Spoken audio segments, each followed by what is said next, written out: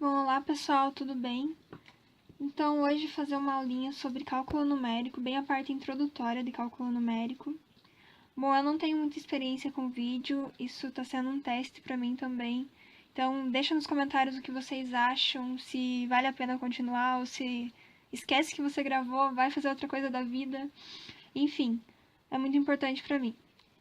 Então, cálculo numérico ele é usado bastante nas áreas em que você vai fazer, você não consegue resolver pelos procedimentos comuns.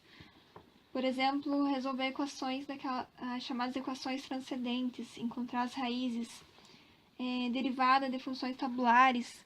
Então você não consegue resolver esse tipo de questão pelos métodos conhecidos. Aí você vai em busca do cálculo numérico, que ele tem alguns métodos alternativos. Aqui eu vou falar sobre a parte introdutória do cálculo numérico, sobre noções de erros. Então, a parte de noções de erros é dividido, tem vários tipos de erros e a gente vai falar um pouquinho sobre cada um deles. O primeiro tipo de erro são os erros inerentes. Esses erros, eles ocorrem na parte do processo, você não tem, vamos dizer assim, como evitar eles. Por exemplo, você vai trabalhar com uma tabela. E a pessoa que fez aquela tabela, fez aquela pesquisa, ela cometeu algum erro ali, algum valor. Você não tem como saber esse erro ou como evitar esse erro. Vai fazer uma pesquisa de opinião. Se alguém mentiu nessa pesquisa de opinião, você também não vai ter como saber.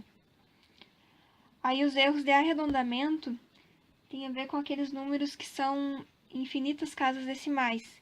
Então você não vai ter como trabalhar com infinitas casas. Aí você faz algum tipo de arredondamento. Aqui tem o arredondamento para maior, exemplificando aqui. Para fazer o arredondamento para maior, você vai observar qual casa até qual casa você quer arredondar. Por exemplo, aqui eu vou arredondar na terceira casa decimal. Observa o número seguinte ao número que você quer, a casa que você vai arredondar. Se esse número aqui é maior do que 5, você vai somar 1 na casa anterior.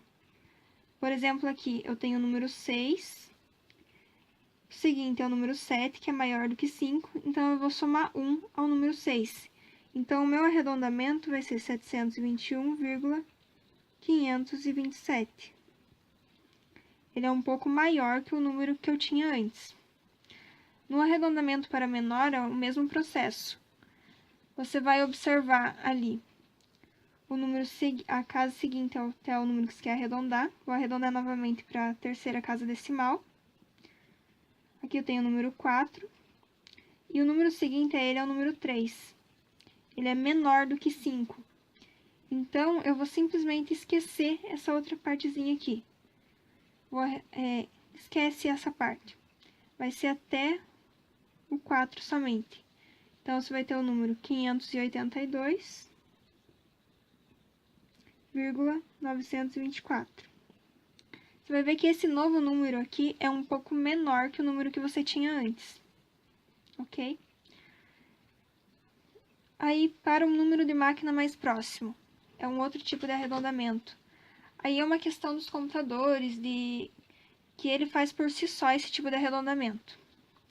Computadores, calculadoras, quando é um número infinito, ele acaba fazendo esse arredondamento sozinho e você só vê o resultado.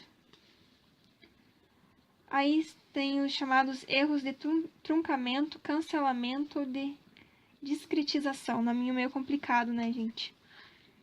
Enfim, esse erro é quando, por exemplo, você tem um número que ele tem infinitas casas decimais e você despreza, você considera até, sei lá, a sétima casa decimal e o resto você despreza, você cancela. É um exemplo. Em séries, que você tem as séries que são as séries infinitas. Aí você vai considerar, por exemplo, só os 5 primeiros termos da série, porque esses termos vão ser os mais interessantes para você ali naquele momento. Então você também vai estar desprezando uma parte desses termos. Tá cortando, vamos dizer assim, deixando de lado. Aí, semelhante ao número de máquina mais próximo, o erro de número de máquina, que ocorre lá pela conversão entre os tipos de bases. porque as calculadoras, os computadores, eles trabalham com a base binária, que é o 0 e o 1. Todos os números são feitos a partir dessa numeração, 0 e 1. E a gente trabalha com a base decimal, que é do 0, 1, 2, 3 até o 9. E nessa conversão da base decimal para a base binária, muitas vezes podem ocorrer erros. Da decimal para binária ou da binária para decimal. Eu pretendo fazer uma aula depois mostrando como fazer esse tipo de conversão. Ok? Aí agora a gente vai para os erros chamados erros calculáveis, que são o erro absoluto e o erro relativo, que você consegue calcular esse tipo de erro. O erro absoluto é a diferença entre o valor exato que você possui e o valor aproximado. Esse x com a barrinha em cima é para o valor aproximado. Aí a diferença é representada em módulo. Aqui eu tenho o erro absoluto de x, é o x, o valor exato, menos o x aproximado. Vou dar um exemplinho bem rapidinho aqui. Vamos dizer assim que o valor exato é igual a 10 e você encontrou um valor aproximado de 9,98. Minha letra é meio feinha, né, gente? Desculpa. Aí, então, você vai calcular o erro absoluto de x é igual ao módulo de 10 menos 9,98, que vai ser igual a 0,02, ok? Então, esse é o erro absoluto. 0,02 é o seu erro absoluto. A diferença entre o valor exato e o valor aproximado.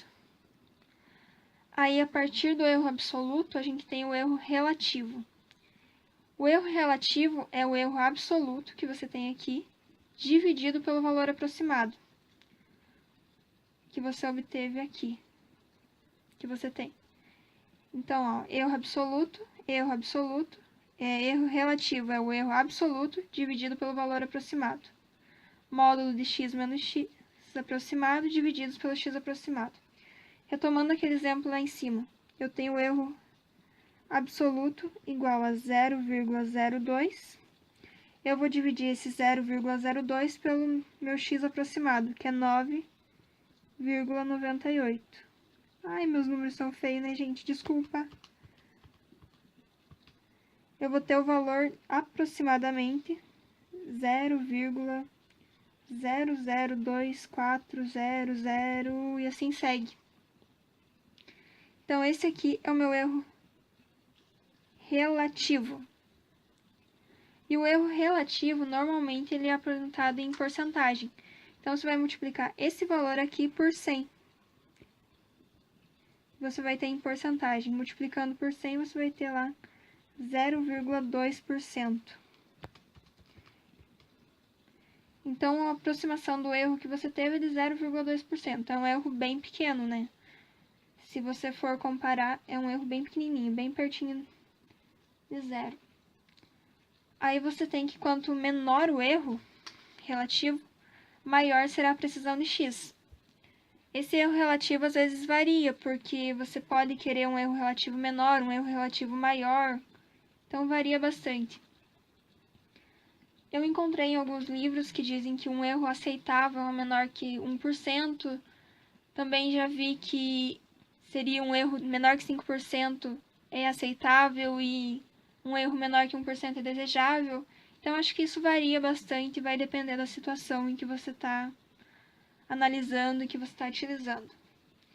Então, pessoal, é isso aqui por hoje. Eu espero que sirva para ajudar vocês, que possam ensinar, aprenderem, assim como eu estou aprendendo agora, e me digam o que vocês acharam, o que vocês acham que pode melhorar.